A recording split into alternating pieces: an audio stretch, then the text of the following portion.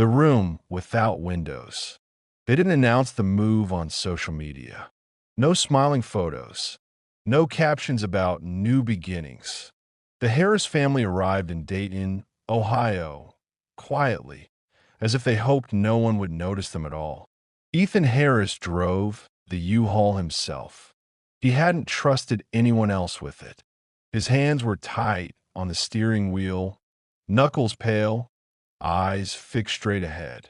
Every few minutes, he checked the rearview mirror, not for traffic, but out of habit. A habit he hadn't been able to break since last year. In the passenger seat, Laura stared out the window, watching unfamiliar streets slide past. Her reflection in the glass looked older than she remembered. She kept one hand resting on the knee of their 7-year-old son, Noah, who sat between boxes in the back, headphones on, volume low. He liked to hear things, even things he wasn't supposed to. They weren't moving for work. They weren't chasing opportunity. They were running. One, the apartment. The apartment was cheaper than it should have been. 3 bedrooms. Downtown area. Utilities included. The landlord didn't ask many questions. Just first month, last month, and a security deposit in cash. Some people don't like the layout, he'd said, avoiding eye contact. That was the first warning sign. The layout wasn't strange at first glance. Living room, kitchen, 2 normal bedrooms. And then, at the end of the hallway, a small door. No window, no ventilation, a lock on the outside. What's that room? Laura asked. The landlord hesitated. Storage. Some folks use it as an office. There was a radiator inside and a power outlet. Ethan didn't comment. He just nodded and signed the lease. That night, after the boxes were stacked and Noah had fallen asleep on a mattress on the floor, Laura whispered, "Do you think we should have asked more questions?" Ethan didn't answer right away. "No," he said finally. "We just need a place where no one knows us." 2. What they left behind. A year earlier, they'd lived in Reno, Nevada. They had a house, a yard, a daughter named Emily. Emily was 15. Quiet, smart, artistic, the kind of kid teachers described as polite and a little withdrawn. She spent hours in her room drawing or writing in notebooks she never let anyone read. A month before she died, Emily started asking to move. Not begging, warning. "Something's wrong with my room," she said one night at dinner. Ethan laughed it off. "You just don't like your posters anymore." Emily didn't smile. She said the walls felt heavy, Laura told the therapist later, like they were listening. At night, Emily claimed someone sat on the edge of her bed. She said she could hear breathing that wasn't hers. They thought it was stress, hormones, anxiety. They thought they had time. They were wrong. Emily was found hanging from a belt tied to her closet rod. The police ruled it a suicide within hours. No note, just one sentence carved lightly into the desk with a pen tip. "I tried to leave." 3. The first night. In Dayton, the first night passed quietly. The second night didn't.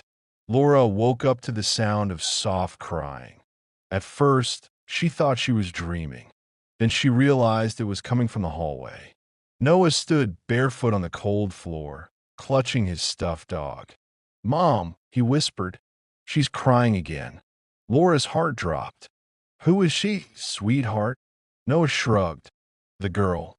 She's in the small room." Ethan was awake instantly. He sat up, listening. The crying stopped. Silence pressed in, thick and uncomfortable. "It's probably the pipes," Ethan said, too quickly. "Old buildings make noises." But Noah shook his head. "She cries at night, just like Emily did." Laura felt something inside her collapse. 4 patterns. Over the next 2 weeks, patterns emerged. The crying always started around 2:13 a.m. It always came from the room without windows. And Noah always heard it first. Laura stopped sleeping. She started leaving lights on. She avoided the hallway. Ethan started drinking again, just 1 or 2 beers at night. Then 3. One evening, Laura noticed scratches on Noah's arm. What happened? He hesitated. She asked me to open the door. Laura froze. What door? The small room. She said she's tired of being alone. 5. The room. The next night, Ethan unlocked the door. The room smelled stale, like dust and old heat. Både uls. No furniture. Concrete floor. And then he saw them. Scratches. Deep grooves carved into the walls at shoulder height. Fingernail marks. Hundreds of them, layered over each other. Near the floor, words scratched unevenly into the wall. Did you move here too? Ethan stumbled back, his chest tight. This wasn't imagination. This wasn't grief. Someone had been trapped here. 6. The truth. The landlord didn't answer calls. Online records revealed something chilling. 3 families had lived in that apartment in the last 10 years. Each had lost a teenage daughter. All ruled suicides. All after complaints about noises. About feeling watched. Laura sat on the kitchen floor, shaking. It's not a ghost, she whispered.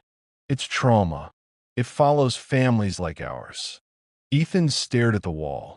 Or maybe, he said slowly, we keep choosing the same kind of places. Places where pain already lives. 7. The final night. They packed to leave immediately. At 2:13 a.m., the crying returned, louder than ever. This time it sounded angry. The door to the small room rattled. Noah screamed.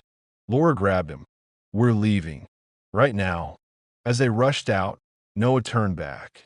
She says he didn't listen last time either. Laura didn't ask who she was. She already knew. 8. Aftermath. They live in a new state now. A new city. No small rooms. No hallways at night.